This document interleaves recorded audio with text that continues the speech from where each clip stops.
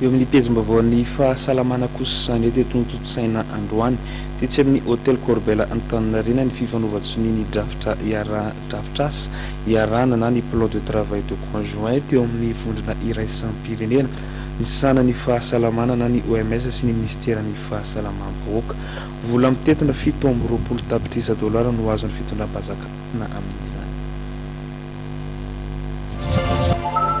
Novatsiny hivondrona iraisam-pirenena amin'ny sanany fahasalamana na ny OMS vola mitetina 720 tapitrisa dolara amerikana teo eo ny fitondram-panjakana malagasy izay nosoloatena ministèran'ny fahasalamam-bahoaka sy ny ministèran'ny rano ny fanadiovana sy ny fidiovana. Ka ny 720 tapitrisa dolara amerikana amin'izany dia efa azo ampiasaina. Io ny fantatra na ny fifanaovana drafitra iarahana na ny plan de travail conjoint tetsy amin'ny hôtel Colbert Antananarivo. Ezaka lehibe ho an'ny gouvernemanta izao nataon'ny firenena mikambana izao hoy ny ministry ny rano. Tiana iny mampafantatra ny vahoaka malagasy rehetra fa tena fiaraha-miasa matroka sy voavolavola ifanaovan'ny gouvernemanta malagasy sy ny système des Nations Unies de Madagascar iny natao iny. Notsondrina mafy teo fa hoe conjoint izany hoe fiaraha-mitantana fiarahana mandray andraikitra tena ohatra lehibe anatsarana fampandrosoana taontsika izany.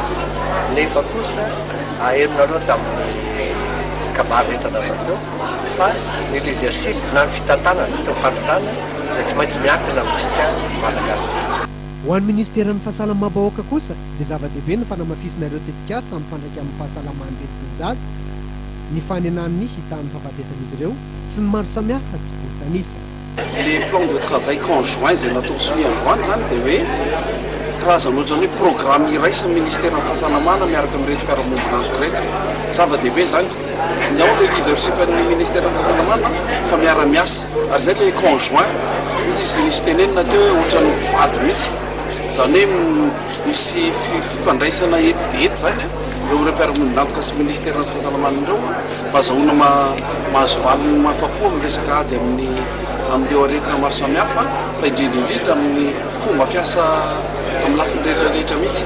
Ho Andramatoa Charlotte Faty Ndiaye mpandrindran'ny OMS miasa eto Madagasikara dia fandraisana anjara fiaina avy amin'ny firenena mikambana ahafahan'ny fitondram-panjakana malagasy manamafy ny traikefa sy ireo tetikasa tandrify azy ary mahatratra ireo vina izay mivomena eo amin'ny sehatry ny fahasalamam-bahoaka sy ny rano fisotro madio ny fidiovana ary ny fahadiovana izao fifanaovatsy ny izao.